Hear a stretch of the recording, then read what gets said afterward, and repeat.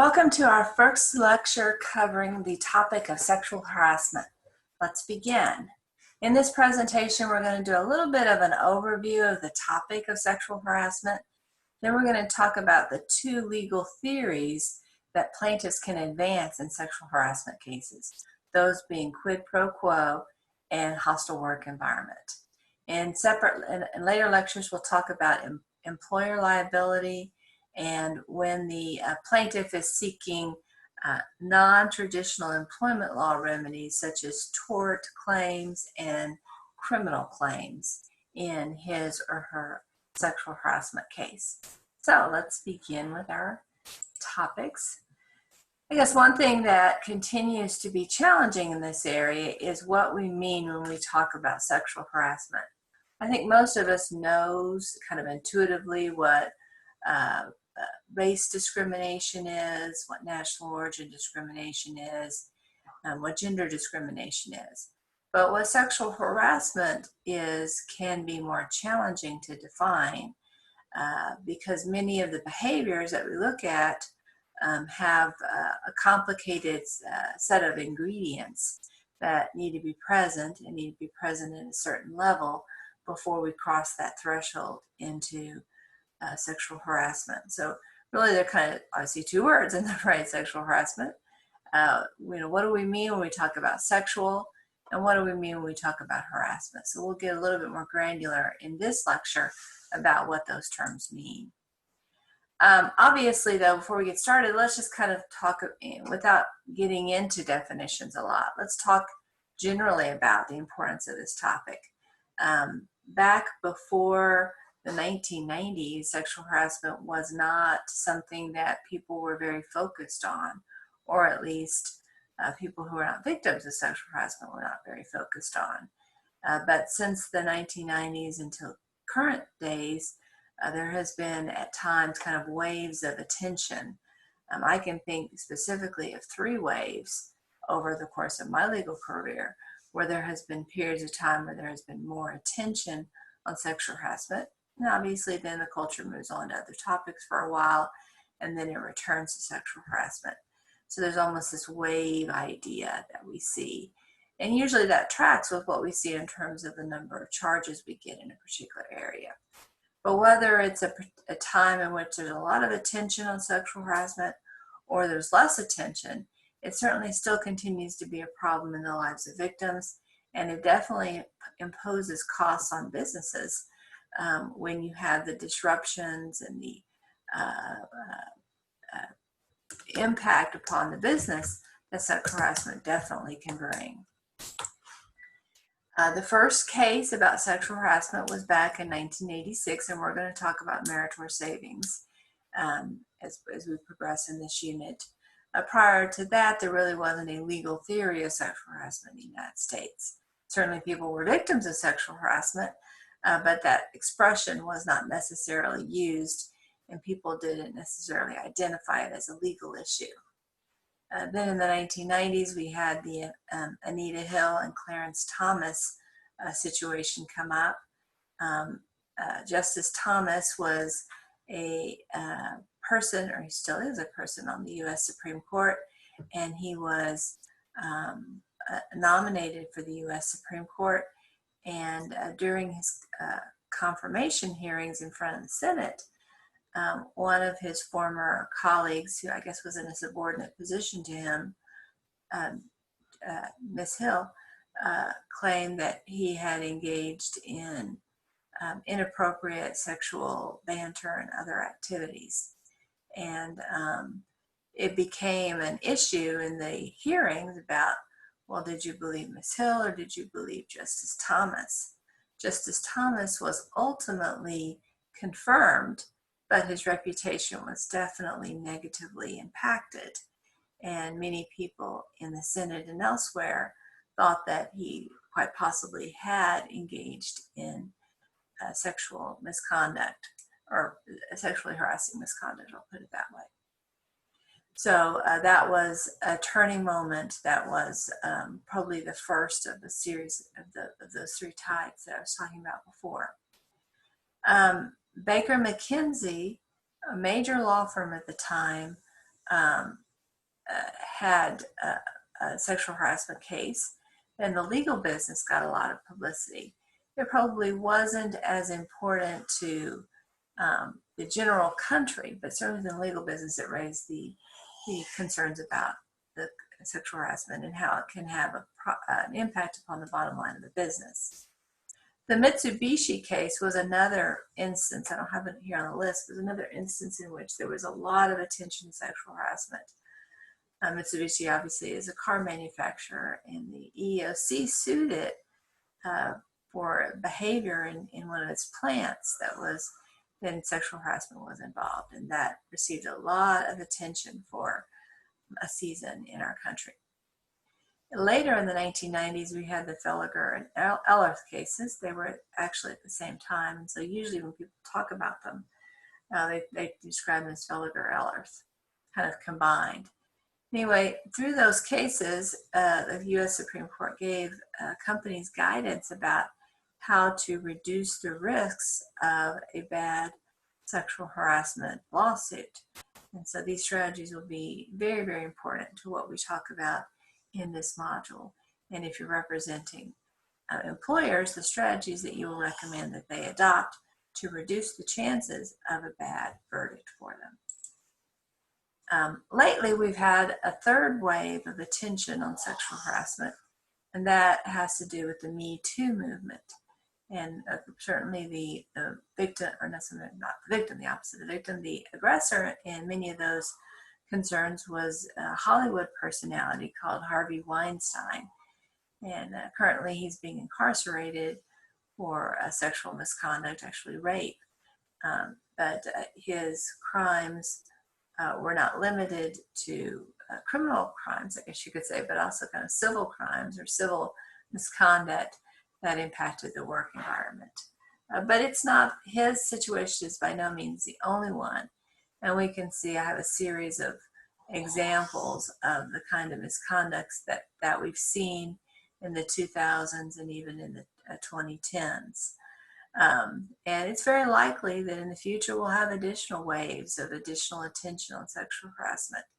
These waves or these times of heightened attention do not necessarily cause the law to change, but it causes there to be more attention on these issues. And that can impact the development of cases in kind of two ways. One is it can cause victims to be more sensitized to the issue and therefore more focused on, well, maybe the law was violated with respect to what happened to me. And so they may be more likely to sue. And then we also see that juries become more sensitized. They're more likely to view behavior as outside the bounds of the law during one of these times where there's greater attention. Unfortunately for companies, it's not always possible to know when that time of greater attention will occur within the culture. And so it's best for the employer to assume that we are in a time where there is a lot of social attention on sexual harassment, to always act like we are in one of those waves, so that if it ends up being the case that we are in one of those waves, when your case goes to trial, you will have made sure that you are complying with the Farragher and Ellerth standards, and you're in a place where you can easily defend the actions of your employer, even if there has been some less than admirable behavior on the parts of some of your employees. So let's dive in.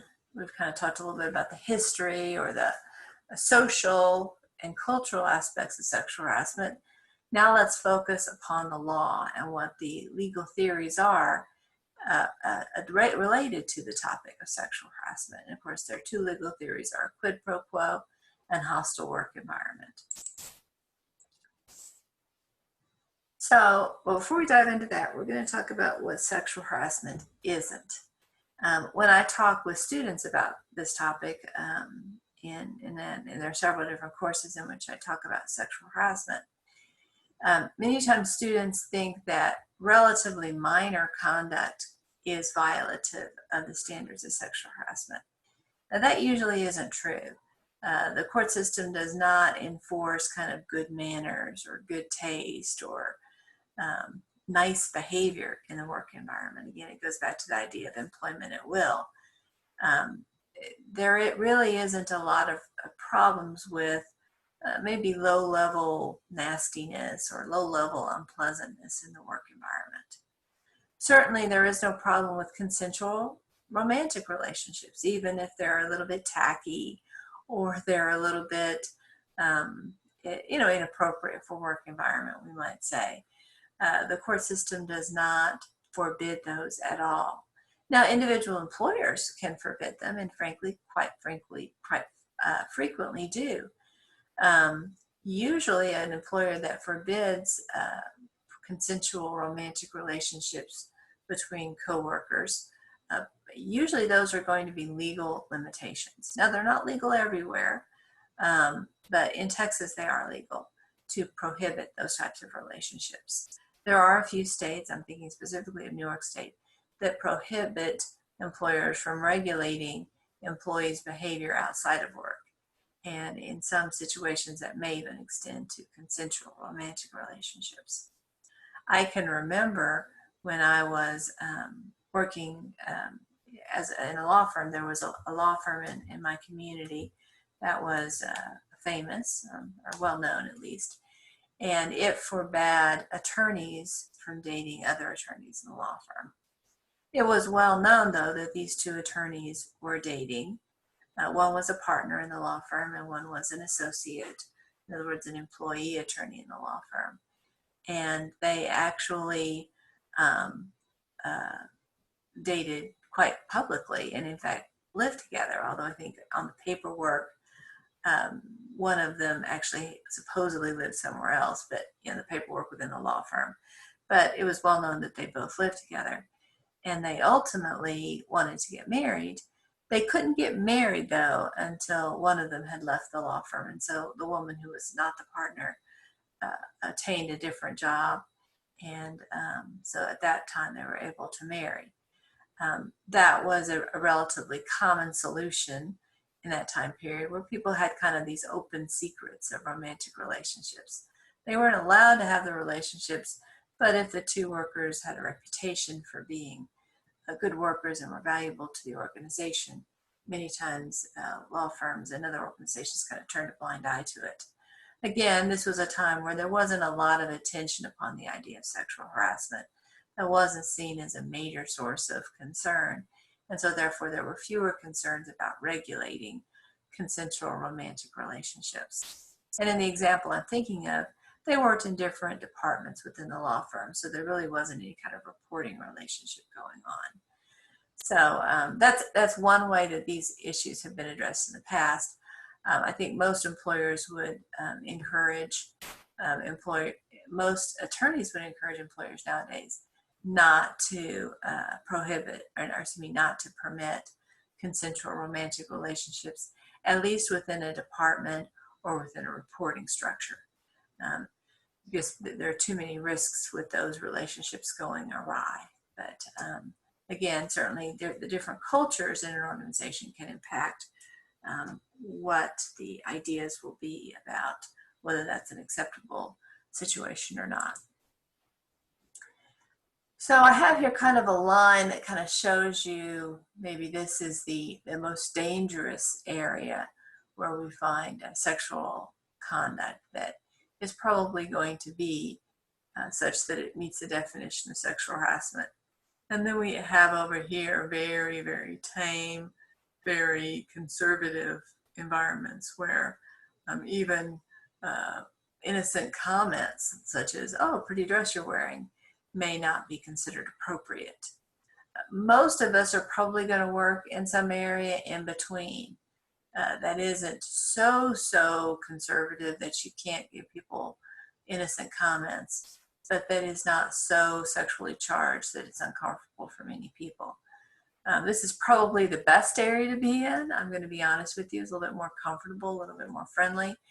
But certainly there's risks of the line being pushed gradually. And you can see there's no clear demarcation lines like we see with sexual discrimination or race discrimination or national origin discrimination.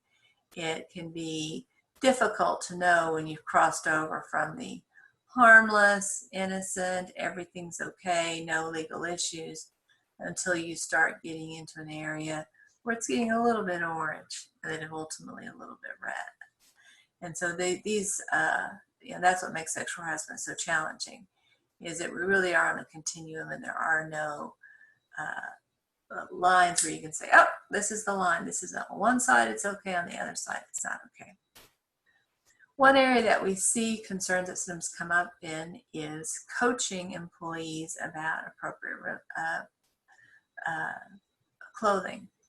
I'll tell you a story about my father. My father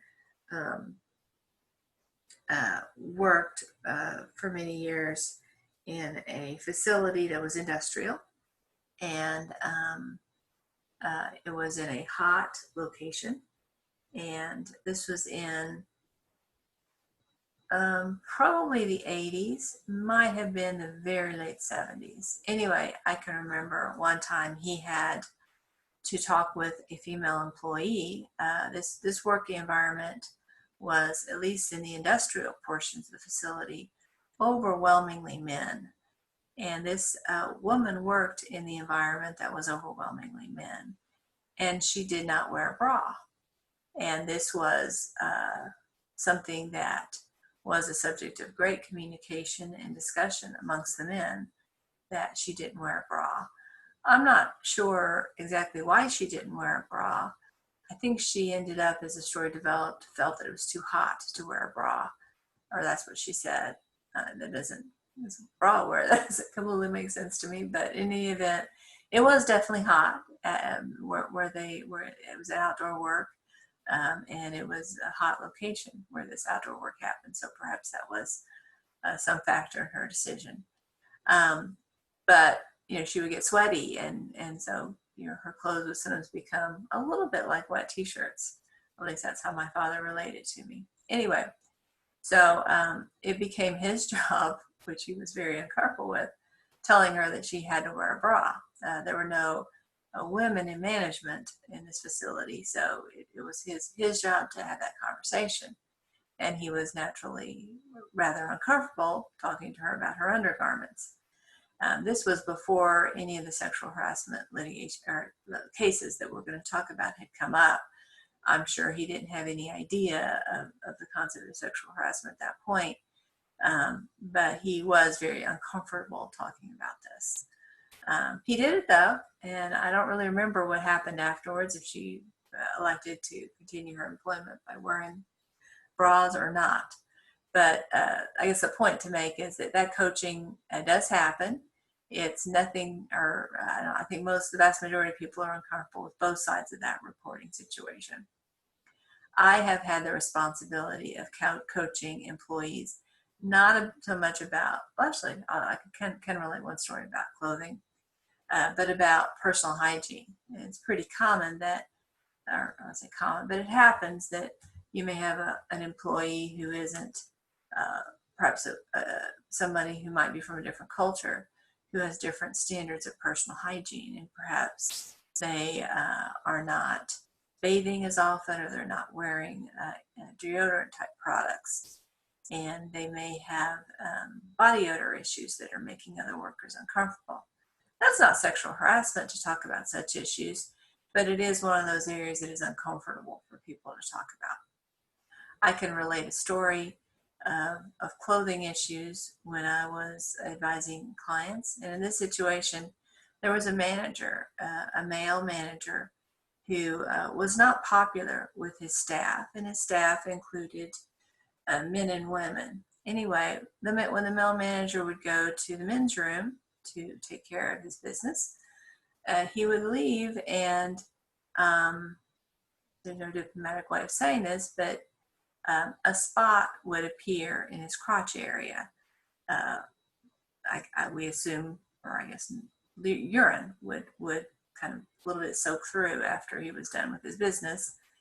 And so his female underlings or subordinates would refer to him behind his back as Spot, because there would be this spot on his pants.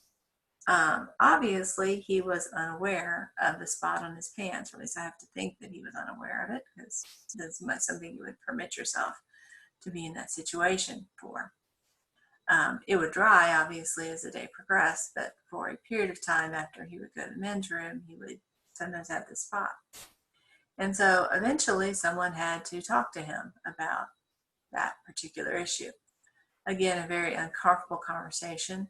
A male had that conversation with him, but as you can imagine, it was not comfortable for anyone. So there definitely are times where clothing does become an issue. How you keep yourself hygienic, how you maintain your clothing, and also the clothing that you do wear or you choose not to wear.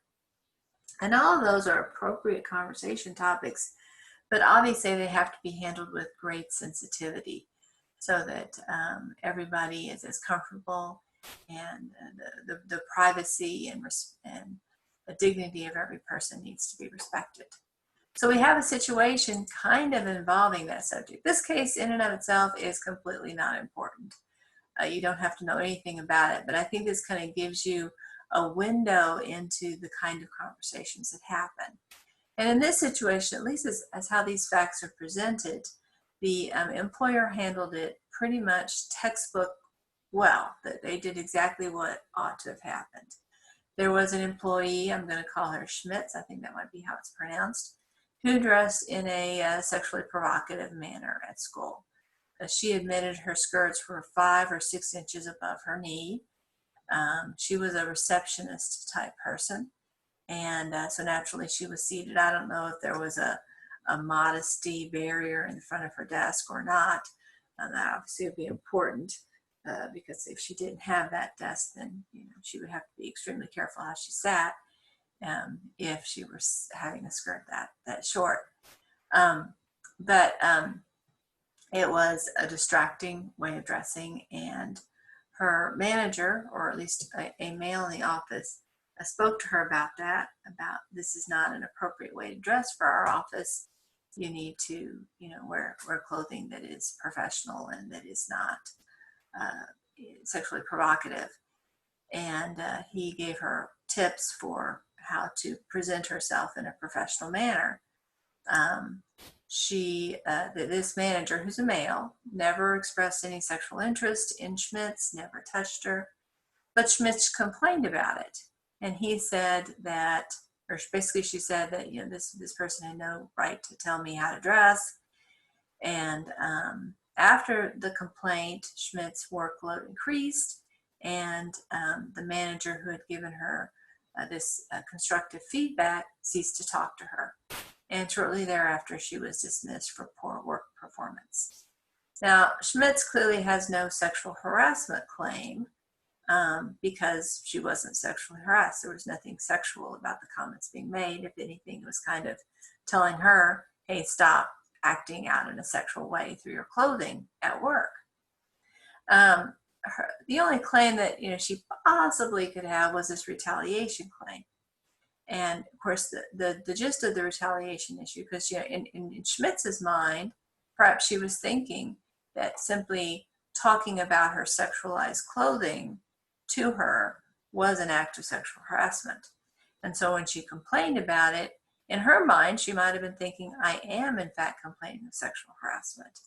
And even though her claim doesn't have legal merit, the law sometimes will say, well, we don't expect plaintiffs to be legal scholars or to know all the case law.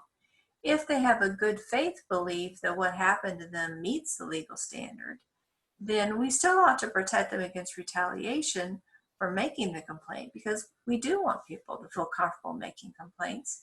And so we don't want to say, oh, well, you're technically wrong. That technically isn't sexual harassment, and so therefore you never should have complained about it. So therefore you have no protection against retaliation. Well, that kind of policy could shut up a lot of people who perhaps are genuinely victims of sexual harassment or some other type of discrimination. So the law does permit or does provide retaliation protection for employees who complain about stuff that don't end up being unlawful. But the standard is good faith. The person has to act in good faith. It has to make sense that what they're saying that they feel was a type of discrimination or harassment, that a person could honestly look at it and go, yep, that probably, yeah, that's reasonable that I think that's true. Even if it ends up they're mistaken, it's within the realm of, yeah, it could be that way. It just doesn't happen to be that way. In this case, the court said, no, it's not reasonable that somebody telling you your skirts are too short, that somehow or another, that statement alone is enough to qualify as sexual harassment. So Schmitz wasn't making a good faith sexual harassment complaint against Polly, and therefore it wasn't considered a protected behavior, oppositional behavior, and therefore it couldn't be counted as retaliation. So Schmitz did not have any protection either for the behavior that she experienced was not sexual harassment, nor was she, quote unquote, retaliated against. Even if it ends up that the reason that she was fired was because of the complaint. And of course, the employer maintained that no, she was fired because her work performance was subpar. And so that's an overview of this case. Again, you don't need to know the name of this case or the facts of this case. It's just an example of how these cases can play out. And so it gives you kind of at one extreme the not everything in the world is sexual harassment, not everything in the world is retaliation.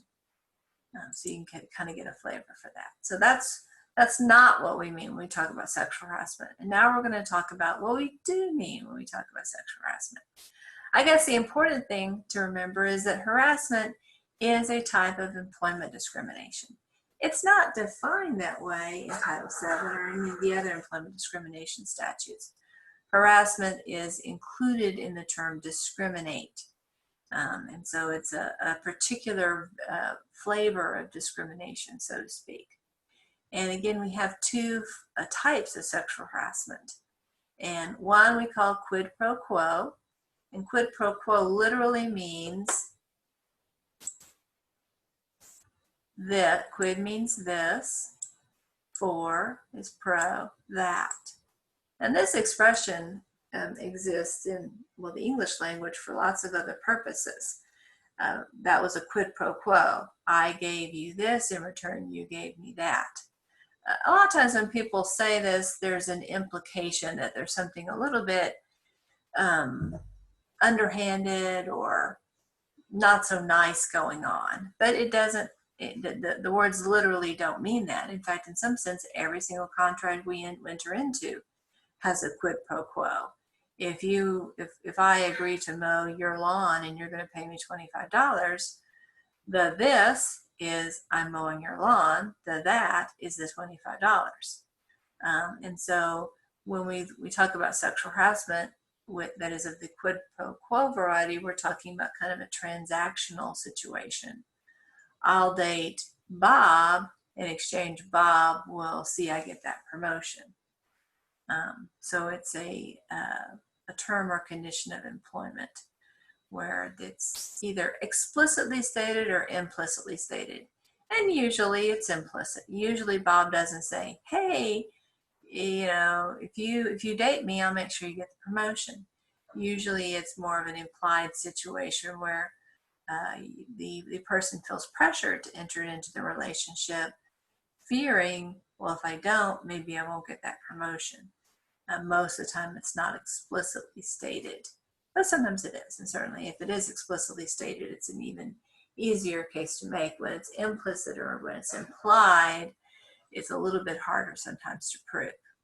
So that's quid pro quo. I think when we hear the quid pro quo scenario, our first thought is, well, yeah, that's what sexual harassment is. That's what you're talking about when you talk about sexual harassment.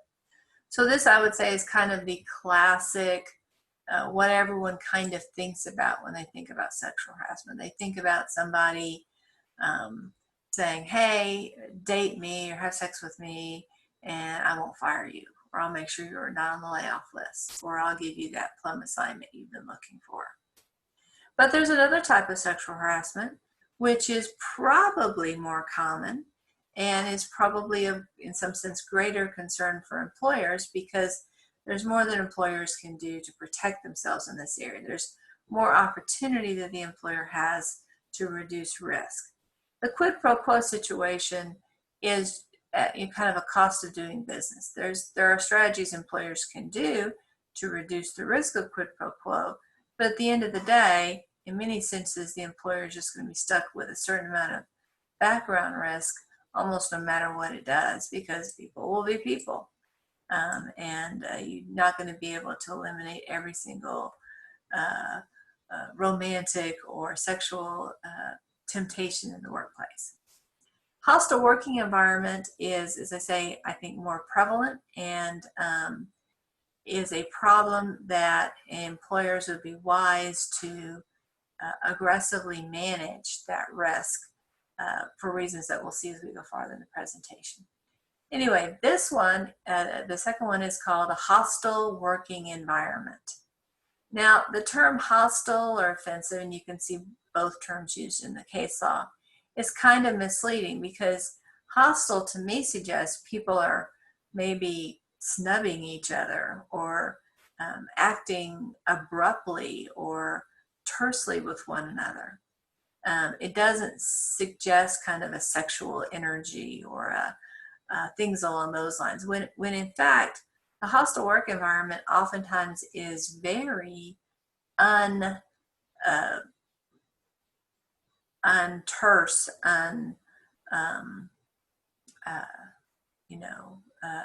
distant. It's kind of the reverse of that, where there's lots of joking, lots of touching, lots of, on the surface at least, playful banter going on that probably to a large degree the participants, or at least some of the participants, thinks is all in good fun. And so it doesn't look hostile, it looks kind of playful.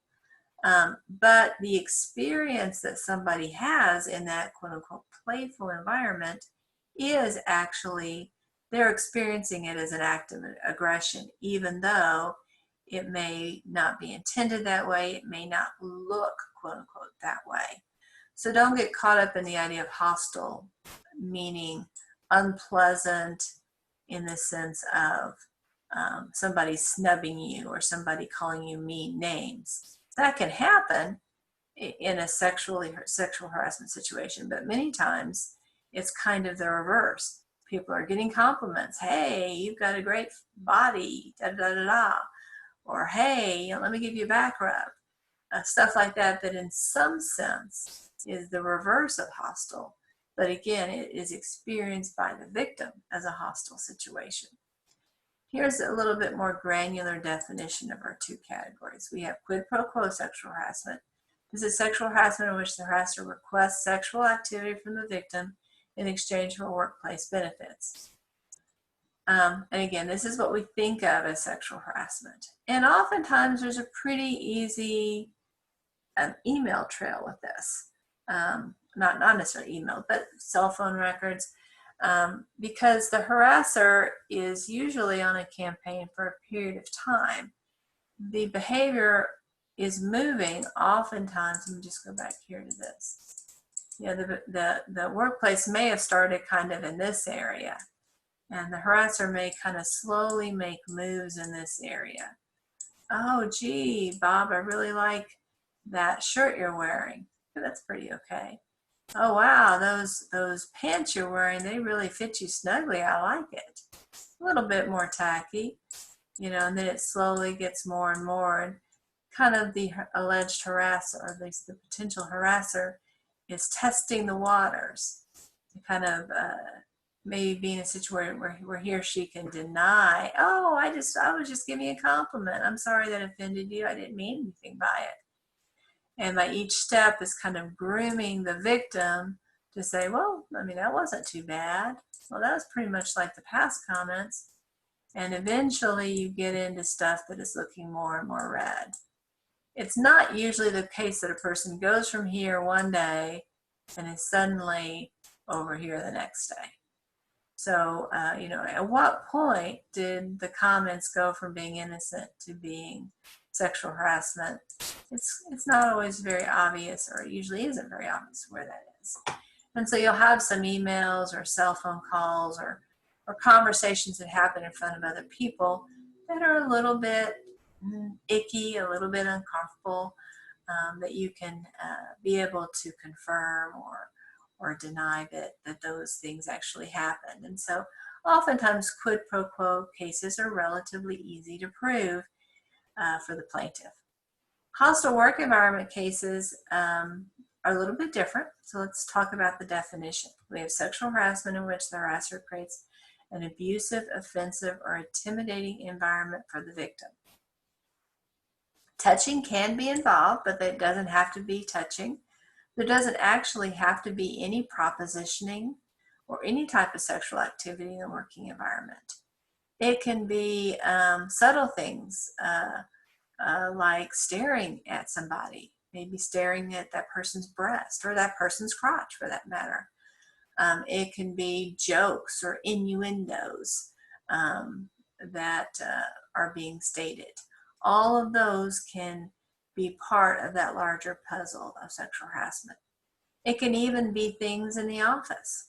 I can remember I had a colleague once who was in his second marriage. I had not known him when he was in his first marriage, but it was pretty famous in the group of professionals that he had had a very, very ugly divorce and that he had had a very difficult time.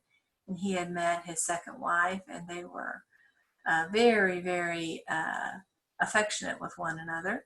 I did not know that the wife. I heard about her, but I never socialized with the couple. But they were rather famous for being unusually flirtatious with each other in public, and she had some glamour shots taken of her.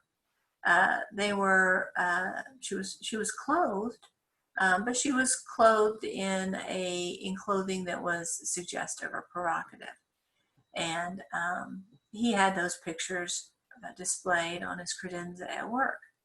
When I go to see him, I wasn't too comfortable with it. But again, she was clothed. She was just clothed in kind of a negligee type thing, but it wasn't sheer. It was.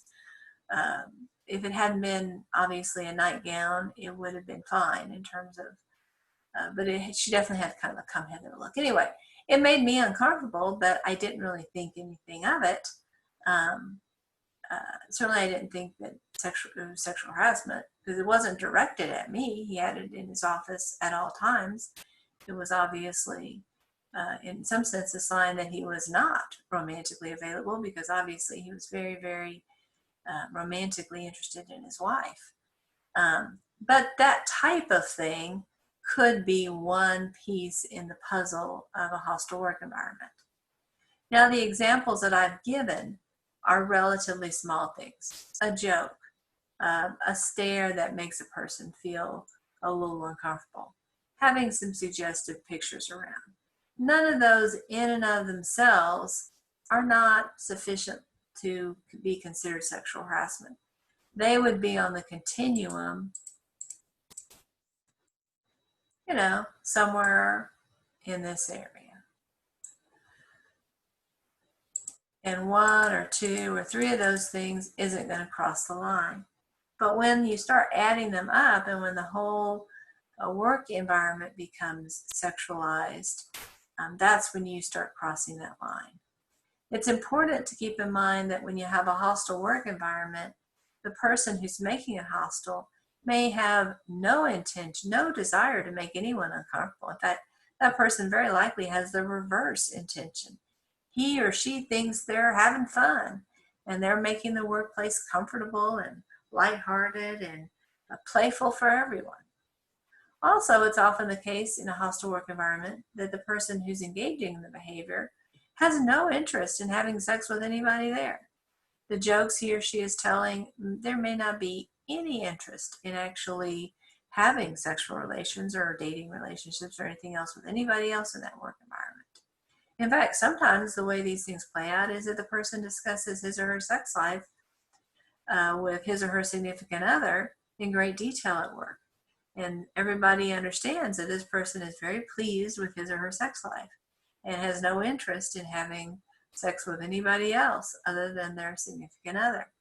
So having sex is not necessarily the goal, and making people uncomfortable is not necessarily the goal.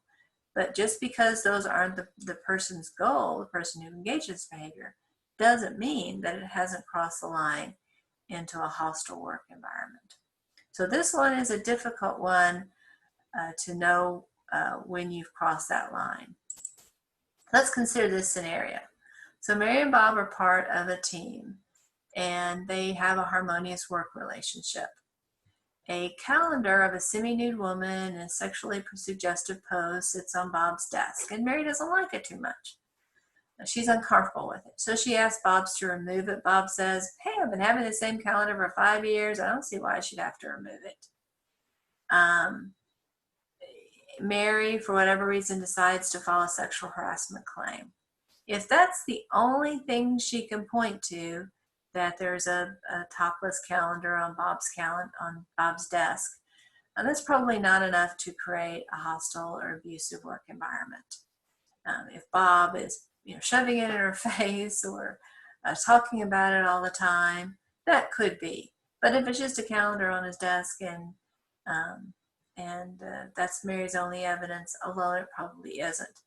But it could well be one piece of a puzzle. And so if there are several other instances that make this work environment sexually charged, then Mary might well have a claim. So it's really adding up the pieces together to get to a hostile work environment. This is an example of quid pro quo is our next one. So Mary, she's a partner in the law firm, which means she's an owner, or she's a manager in the law firm. She has a special interest in Bob, who's an associate. So he's an attorney who is an employee of the law firm. And when we use the term associate, what that means is that while he's an employee of the law firm now, his aspiration is to become a partner or an owner in the law firm. So Mary frequently makes sexual overtures to Bob, and she expects him to be physically intimate with her if he wants to become a senior attorney in the law firm, which is obviously a step towards becoming a partner. And again, Mary's probably not going to be this literal, hey, have sex with me or you're never going to make senior attorney. It's going to be implied things over time. And again, she's going to, engage in some grooming behavior where she gets slowly more closer to the red line. Bob refuses to have a romantic relationship with Mary, and so Mary tells him, you're not suitable for a senior attorney. And again, she probably doesn't say, because you're not willing to date me, you can't be a senior attorney. She probably is going to point to some failing that she perceives in his work, that maybe she's exaggerating or maybe isn't there at all. And she starts treating him badly. Again, in her mind, she's probably thinking, my feelings are hurt. Bob rejected me. I don't want to be around him anymore. I wish he would go away. This is embarrassing for me to every day see this person who I am romantically interested in who has rejected me. And so that impulse that Mary has is a very human impulse, but obviously it's very unprofessional in this particular situation to engage in that behavior, and it would violate Title VII. So Bob quits his job. So I'm missing an S there, I apologize. Bob quits his job, and he files a complaint with the EOC for sexual harassment. Now, Bob chose to quit. He may be able to successfully allege constructive discharge, which we talked about earlier in another module, which is when the behavior of his management team is so onerous, is so over the top that, in terms of being mistreatment towards Bob, that Bob felt he had no choice other than to quit. But he doesn't have to reach that pretty high bar. He can still file a claim for sexual harassment, even though he did not experience any kind of tangible job action. And we'll see that term tangible job action come up pretty regularly. But certainly if he can point to it, it's even better for him. But if he can't, then he is still potentially going to be able to advance his lawsuit. Now, in this situation, the law firm is going to be strictly liable. So we're looking at a responde et superior vicarious liability situation. These are terms we talked about in earlier modules. You want to refresh yourself on this. Now, obviously, the law firm did not want Mary to sexually harass Bob. There's no business advantage to that happening. Let's assume in this particular law firm, and there's 100 partners. Well, I promise you, 99 of the partners did not want Mary to sexually harass Bob. That's not a smart strategy. It's not beneficial to anyone other than Mary, and it's only beneficial to Mary in her personal life. So the law firm isn't getting anything out of Mary sexually harassing Bob. But still, Mary was an agent of the law firm by being a manager, in this case, actually an owner of the business. And so the actions that she did get to be ascribed to the company because she was acting within her apparent and actual authority by making employment-related decisions, by basically saying that Bob won't be promoted. I mean, that's one of her decisions as a manager or owner to make. And so if she made it for a discriminatory or harassing reason, then the law firm is going to be on hook for that. In the same way that it would be on the hook for that if Mary had discriminated against Bob because of his race or his religion or his national origin. Obviously, the law firm wouldn't want Mary to do that because that would be a bad business decision as well as an unlawful decision. But still, the law firm is going to be responsible for that decision because it put Mary in a position to have that level of authority. And the fact that Mary misused it or used it in a way the law firm wouldn't have wanted Mary to do it doesn't excuse the law firm from responsibility under the responde et superior concept, which is, of course, a category within the larger category of vicarious liability. So that when I use strict liability, that's what I mean.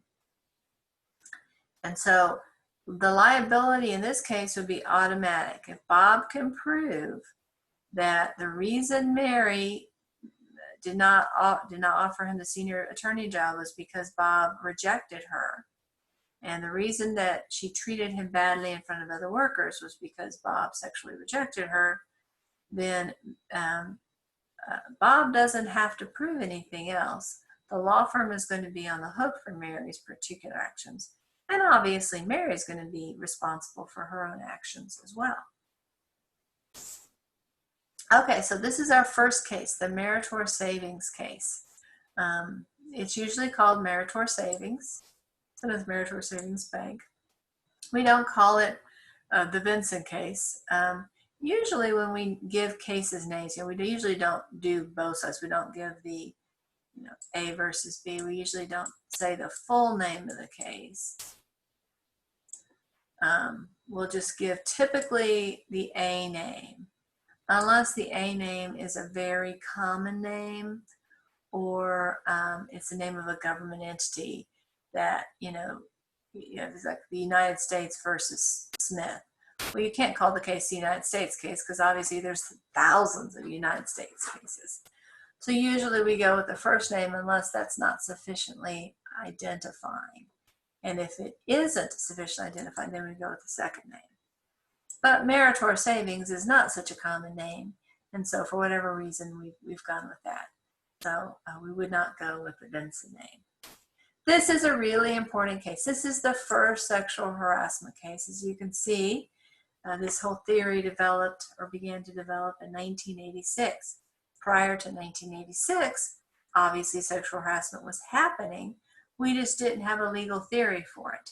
And I think most people would have said, well, that's not what sexual discrimination is about.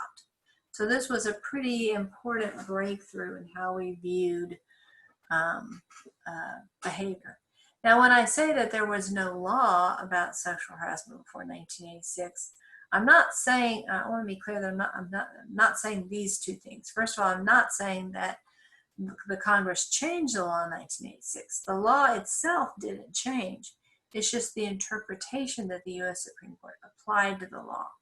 So in some sense, the law back in 1985 also prohibited sexual harassment. It's just that nobody knew that. So that's one point I want to make. The second point I want to make is that while there was no legal prohibition against sexual harassment that had been, codified or put into case law prior to 1986, that doesn't mean that employers were cool with this kind of behavior.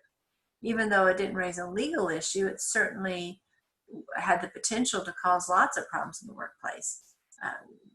Because you don't want employees to be harassed, because that means people aren't working on their work, right? I mean, if people are fooling around and flirting and all that kind of stuff, it means they weren't being efficient at work. And it also meant that sometimes there was unnecessary turnover. People would be leaving because they didn't like the sexual environment. So I'm not saying that somehow or another sexual harassment was necessarily more common or less common prior to this case. It just wasn't seen through the legal lens. So for this one, you do need to know the name of the case, Meritor Savings. You need to know its holding, and you need to understand, its importance, the first major hostile work environment case. Okay, so here's the question that Meritor Savings answers. Is a hostile working environment a form of sexual harassment Title VII prohibits? And the answer is yes. Now, lots of details about what we mean by a hostile work environment don't get resolved in Meritor. That's pretty commonly the case. You have your first case where the court kind of says, yep, this theory exists. And then it'll be later cases that help us identify the limits, what falls within this theory, what falls outside of its theory. But at least we kind of know, okay, this is something we now need to think about. So in this case, and there's a pretty significant amount of difference about, difference of, I don't say of opinion, but difference of recollection between the plaintiff and the alleged harasser. The plaintiff in this case is Vinson. She says there was all kinds of sexual harassment going on, including rape. The manager says that didn't happen. In these cases, when it goes to an appeal court, ultimately U.S. Supreme Court, the way that these cases are adjudicated is the court assumes everything that the plaintiff says is true. Now, they aren't reaching this decision because they just happen to believe the plaintiff over the alleged harasser. What they say is, well, let's assume it's all true. If we assume it's all true, is that legally sufficient to make a case? They aren't saying that they believe Vinson. They don't have an opinion one way or the other. But let's say they say, listen, if they had said, if we assume everything Vinson says is 100% true, but we don't think it's a case, we don't think even with all these allegations she can make her case, then we know, well, sexual harassment is not a hostile work environment. Sexual harassment really isn't a legal theory that counts, right? So, so it's a way of seeing, well, let's assume it's true. And then if we decide that this could potentially make a legal argument, we'll remand the case to the trial court, and then we'll have an actual jury who can listen to all of the witnesses, review all of the documents. They'll decide who they actually do believe. Maybe they will believe Vinson. Maybe they'll believe the supervisor. Maybe they'll believe the truth is somewhere in between them. But we aren't going to make a finding of credibility because we weren't there. We didn't hear live testimony. So for the purpose of our legal analysis, the assumption is that what the plaintiff said is 100% what the jury will ultimately believe. So Vinson, of course, has a very gripping story of very, very severe sexual harassment. Vinson, however, never reports the harassment. And in fact, the bank where she worked and the supervisor worked had a complaint procedure that she chose not to follow. Ultimately, she goes out on sick leave. Again, she's alleging because of how dreadful the working conditions were. And so she is dismissed for that and because of the excessive sick leave. And then she sues for sexual harassment. The case goes to the U.S. Supreme Court, and it held, again, this is the important part about this case. It's the first time we hear this from the U.S. Supreme Court. It held that an employer can be liable for hostile work environment sexual harassment by a supervisor, even if the employer was not aware of the conduct. Now, let's be clear. Obviously, if the supervisor is sexually harassing, the supervisor is aware of the conduct. When we talk about the employer here, we mean someone other than the supervisor, the organization itself. And of course, the employer could be unaware of the conduct because the supervisor is working very, very hard to keep it a secret. In other words, the supervisor is only engaging in this behavior when the two people are alone. Because the supervisor may be aware, hey, if my boss finds out I'm engaging in this behavior, I'm going to be fired. Or at least I'm going to be told to stop engaging in that behavior. So the supervisor may be actively trying to hide this behavior, assuming it's occurring, and the employer can be not aware of it at all. And of course, in this case, Vinson didn't complain. Now, of course, Vinson would say, well, I didn't complain because it was my supervisor. I thought if I complained, I would be fired. Or she might also say, I didn't want to complain because I was embarrassed. This was humiliating, and I felt that I was, she claimed that she was raped. And of course, obviously, a victim of sexual assault could well feel that that was something that she did not want to share with her employer. So this was the first time that we had a situation of hostile work environment where it was possible that the employer was going to be liable, even though the employer entity really had no way of knowing this was going on. The court held that the language of Title VII was not limited to economic or tangible discrimination. Let's talk about the word tangible, because this is a very common word that we will see when we talk about sexual harassment cases. Tangible literally means touchable. When we think about tangible things, we're talking about things that can be touched, that has a physical presence, as opposed to an intangible idea. So an intangible idea could be happiness or prosperity or anger. You can't touch anger. You can't touch happiness. But something tangible could be a book or a pencil or a car. Those are tangible, those are touchable items. Now, of course, in the area of sexual harassment, the idea of something being touchable is a little bit, tacky to say.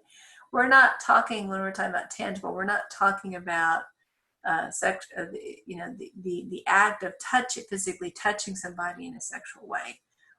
When we're using the term tangible, we're talking about more in the area of an economic action. So, for example, a tangible discrimination would be firing somebody, or demoting somebody, or denying somebody a promotion, or denying somebody a wage increase. Those would be examples of tangible action. They're really not touchable actions in many cases, but what the court is getting at is the idea that something objective has changed in the alleged victim's life. The alleged victim was working for the company, isn't working anymore. The alleged victim was a candidate to be promoted to that position, but he or she no longer is a candidate for that position. That candidate was in position A and now is in a lower position. So again, the word tangible is a little bit confusing because we're not talking about the actual events of sexual harassment when we use this term. We're talking about what the employer did that economically affected the alleged victim. It found that Congress intended to strike at the entire spectrum of disparate treatment of men and women in employment. The court noted that the EOC's guidelines specify that sexual harassment leading to non-economic injury, so this would be the intangible category, was a form of sexual discrimination prohibited by Title VII. Let's pause here for a second. I'm going to make kind of a global statement. Obviously, the EEOC is a governmental agency. It's a regulatory agency. And so for the purposes of the court system, it is considered a quote-unquote expert on its areas of regulation. Just like if it were the Environmental Protection Agency, the scientists there are considered the experts on what safe levels of benzene could be, or things along those lines. And so many times courts give significant deference to what agencies' conclusions are about whether a particular behavior should fit this definition of unlawful or should not. I'll tell you historically that courts have not treated the EOC as deferentially as other agencies, perhaps because it isn't a scientific area, perhaps because generally it hasn't been perceived in the court system as being an especially effective agency. And so we'll see in other situations that the court does not always treat the EOC's guidelines with a lot of deference. But in this particular case, it did. It did say, you know what, we're interested in the fact that the EOC says that even when you have an intangible injury, such as just being subject to unpleasantness in the workplace of a sexual nature, that can still be considered sexual discrimination. The court acknowledged those guidelines and basically said, we're going to apply that logic to this particular case, the Meritor savings case. The court recognized that plaintiffs could establish violations of the act by proving that discrimination based upon sex has created a hostile or abusive work environment. And nowadays the word hostile, we'll see for later reasons, is the more preferred term. The court declined, though, in this case, to rule in the degree to which businesses could be liable for the conduct of specific employees. So again, courts typically don't try to say, look, we have this one case, and we're going to come up within this one case with a whole system of how this ought to proceed, and we're going to answer as many questions as we can. Our common law system is designed to address the dispute before the court right now. And so courts typically limit the scope of their decision to just that dispute and not engage in hypothetical analysis by saying, well, you know, if things change, you know, if the facts were a little different, this is how we would look at this case. Or, you know, if it ends up that the jury rules this way in this area, well, then this is how we would analyze it going forward. They really try to limit themselves to the facts before it. That can be really frustrating for us legal professionals because we're not sure where the line is. We'll have to wait for another case to percolate its way up to the system, and that can be, you know, several years later. So we're in an area for several years sometimes of a gray area where we're not quite sure what's okay and what's not okay. But again, that's the nature of the common law system. And of course, at any time, the Congress or the state legislature can step in and say, okay, we're going to change the statute. We're going to be more granular. We're going to directly tell everybody how this is supposed to work. So it's not that there isn't a fix. It's just that usually the court system is the mechanism that we use to fill in that information gap. And typically the legislatures are not very proactive in resolving that, you know, for more clarity. We see that they do occasionally with the Lilly Ledbetter case, as we've already talked about, but those are fairly unusual circumstances where they go in and add granularity or change the scope of the law after a court decision. Okay, so now we're going to compare the quid pro quo sexual harassment situation to the hostile work environment sexual harassment situation. So here we have that a workplace benefit has been promised, has been given to or withheld from the harassee, I'm sorry, that's a typo there, from the victim by the harasser. So it can be either a carrot or a stick. Hey, I'll get you that promotion if you'll sleep with me. Or I'll make sure you're not on the layoff list if you'll date me. Those types of things would be quid pro quo. So it can be a positive or it can be a negative. And then it's in exchange for sexual activity. And again, what includes sexual activity could be a date, it could be all the way to sexual conduct. But it doesn't necessarily have to be necessarily a sexual event in the sense of sexual completion, we'll say. Usually there's going to be an evidentiary trail, but it's certainly not required. People can be, again, we talked about how typically it gets more and more extreme, but even from the very beginning, someone could be very cagey about it and not create that evidentiary stream. So that's what quid pro quo, or this for that, sexual harassment is. Let's consider the hostile work environment. So this is activity by the harasser towards the victim. And here we have these ingredients. And we need to have all of these ingredients in order to have a hostile work environment. And so this is when, this is pretty straightforward, quid pro quo. This is, as you can see, the recipe or the elements that we need are pretty complex. And we talked about elements before. I use the example of the sugar cookie recipe. Maybe the sugar cookies, you've got to have flour, you've got to have sugar, you've got to have a leavening agent, you've got to have some source of moisture in the batter. You need to have at least 4 ingredients. And if you're missing any one of them, what you make may be tasty, but it's not going to be a sugar cookie. And similarly here, you need to have all of your ingredients. If you're missing one of them, it may look like hostile work environment sexual harassment, but it's not going to meet the definition. So we have our ingredients here. First of all, it has to be unwelcome by the victim. It has to be based upon the victim's gender. It has to create for the victim a hostile or abusive work environment. It has to reasonably interfere with the victim's ability to do his or her job. It has to be sufficiently severe and or pervasive. And then the final ingredient is it has to affect a term or condition of the victim's employment. So we have 6 ingredients that we have to have. If we're missing a single one of them, we don't have a hostile environment sexual harassment situation. And I have these on this slide. The rest of, or our next presentation is going to be going through each one of these ingredients. We're not going to spend too much time on the 2 in italics because I think they're pretty straightforward.